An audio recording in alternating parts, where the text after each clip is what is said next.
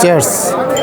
ঘুরতে ঘুরতে ভিআইপি একটা হোটেলে চলে গেলাম, যাওয়ার পরে একটু রোবটের মতো হাঁটলাম, হাঁটতে হাঁটতে যে দেখলাম আমি hosting.com লঞ্চ ইভেন্ট বাংলাদেশে চলে আসছি। বেশ কয়েকটা পোস্টার এদিক সেদিক দেখলাম, দেখতে দেখতে হঠাৎ দেখি ও মা এখানে তো বিদেশিরাও আছে। তাদের দেখতে দেখতে একটু সাইড কেটে এসে দেখি খাবার দাবার নিচ্ছে সবাই সিরিয়াল ধরে, আমিও একটু নিয়ে নিলাম। ভাব মেরে বিদেশি বিস্কিট একটু ক্লোজ আপে দাঁড়িয়ে খাইলাম, আবার একটু ওয়াইড অ্যাঙ্গেলে দাঁড়িয়ে খাইলাম, এবং খাইতে খাইতে দেখি পাশে সাদা পানি রয়েছে। আমি একটু খেয়ে দেখলাম, ভাবলাম 5 স্টার হোটেল, বাট খাওয়ার পরে দেখি এটা তো নর্মাল পানির মতো। এরপরে একটু সাইডে চলে যেয়ে দেখি কফির বুথ রয়েছে, কিন্তু তার পাশে দেখি জাফর ভাই খাইতেছে, তার সাথে একটু ভাই কেমন আছেন? এদিকে কফির বুথ থেকে আমি একটু ভাব মেরে চা খাইতে গেলাম কফি না নিয়ে।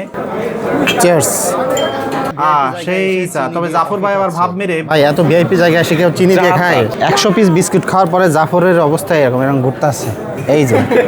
পরে নাস্তা পানি শেষ করে আমি একটু রেজিস্ট্রেশন বুথে গেলাম, ওখান থেকে একটা কাগজ দিল, ওইটা নাকি লটারি পাওয়া যাবে। ভিতরে যায় দেখি যে ভিআইপি একটা আয়োজন। তবে অনুষ্ঠানের প্রস্তুতি ওইদিকে চলতেছিল, আমরা এইদিকে আসিয়া বাইরে একটু ধুমধাম ঘুরে নিলাম। ঘোরার পরে আবার একটু হাঁটাহাঁটি করলাম, হাঁটাহাঁটি করতে করতে আবার শুনি যে অনুষ্ঠান শুরু হয়ে গেছে, তো আবার ভিতরে চলে গেলাম। সবাই দাঁড়িয়ে একসাথে জাতীয় সঙ্গীত গাইলাম, সাথে পতাকা, খুবই গুজবাম্প একটা অবস্থা ছিল। তারপরে মূলত অনুষ্ঠান শুরু হয়ে গেল। একটা প্রথম প্যানেল সেশন হইলো, সেখানে বাংলাদেশের ওয়ার্ডপ্রেস কমিউনিটি এবং ওপেন সোর্স কমিউনিটি মিলে বেশ খুব গুরুত্বপূর্ণ একটা আলোচনা হইলো, সেখানে খুব জ্ঞানীগুণী লোকও ছিল বুঝলাম। এবং তারপরে ফাইনালি hosting.com এর তাদের যে প্রোমোটা সেটা সাইডা দিল, এবং তাদের যে সব বিদেশি কর্মকর্তা আছে hosting.com এর তারাও এসে বক্তব্য দিল। এক ভদ্র মহিলা বিদেশি, উনিও বক্তব্য দিল খুব সুন্দর, মাঝে মাঝে দু একটা বাংলাও বললো। এরপরে মূলত খেল শুরু হয়ে গেল। তারা যে লঞ্চ করলো, লঞ্চ করার পরে ওখানে যারা বিজ্ঞ গেস্ট ছিল তারা বিভিন্নভাবে তাদেরকে ধরলো যে বিদেশি লোক আপনারা কিভাবে আপনাদেরকে পেমেন্ট দিব, কি কি সার্ভিস প্রোভাইড করবেন। তখন hosting.com এর লোকরা খুব ভালোভাবে বুঝাই দিল যে বিকাশ বা যে কোনো পেমেন্ট মেথড দিয়ে বাংলাদেশ থেকে পেমেন্ট করা যাবে, মানে বাংলা টাকায় পেমেন্ট দিয়ে হোস্টিং কেনা যাবে, ডোমেইন কেনা যাবে। এরপরে বললো যে দেশীয় এখানে আর কি